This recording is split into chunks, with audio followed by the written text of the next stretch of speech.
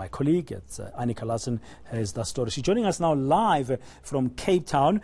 Annika, one would gather that, really the Steinhoff matter is still going to take quite some time to resolve. And let us not forget that besides the big value that Steinhoff lost in its stock, millions of people were affected because some pension funds had invested with them. Yes, Dan, good morning. Just to give you some idea, on the 5th of December last year, Steinhoff was worth 193 billion rand. The following day, 117 billion was wiped off its share value. So that's a huge loss, and creditors and shareholders are now circling. Just to give viewers who aren't au fait with class action some idea of what this means is, and what today's meetings are in Cape Town and the following next 2 days in Johannesburg. These are international firms and a South African firm who specialize in class actions. That's when a big group of people get together. In this case, it's 40 people so far. They get together and sue for money back. They're trying to get money back. They're not trying to put people in jail. So they're two separate, if you like, cases parallel to one another. The one is to put people who may have been involved in whatever accounting scam, fraud, the biggest in South Africa's history, perpetrated in jail or not charge them at all. There's been no movement from the Hawks on that side. And the second one is to try and get back some of the money. And what you're going to hear today is from lawyers from Europe and South Africa who are trying to get back some of the money for institutional shareholders. So that's people from insurance companies, that's from hedge funds managers, and people who may have invested in Steinhoff on behalf of their clients. 117 billion rand later.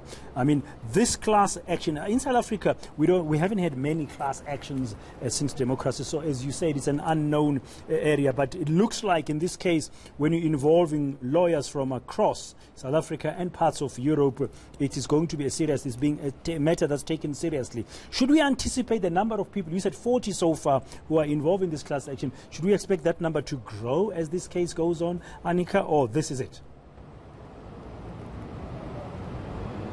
I'm not sure. I mean, I've spoken very briefly to the attorneys as they walked in this morning, one group from the Netherlands, another one from Germany, the UK and South Africa, and they say it's 40 at the moment, but I think that as they take their road show, if you like, across the country, there may be more, and there probably will be more in Europe too.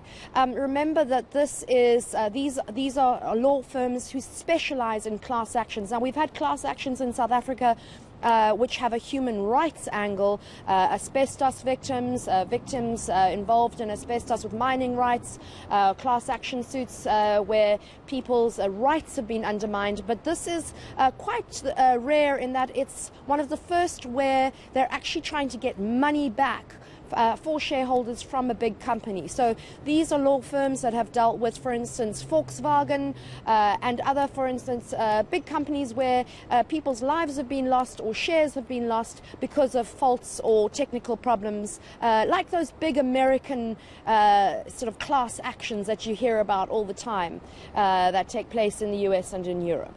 Yeah. Now, just a broad question, in case you know, Annika, for the benefit of our viewers. In a class action, it's against the company. It's not against individuals. I'm thinking like the former CEO, Marcus Jooste, and shareholders, because even among themselves, we know that people like Christo Wiese and them are also making claims against Steinhoff. So it's class action against the entity, isn't it? You're 100% right, Dan. It's 40 defendants against old and new Steinhoff directors. It's Deloitte, who were the auditors of the firm, banks, former and current staff directors. So it's quite broad, and we don't know at this stage. We still don't know exactly what happened. Documents have been circling about what could have happened, about overinflating share prices, about overinflating investments and how much money was paid paid for certain assets.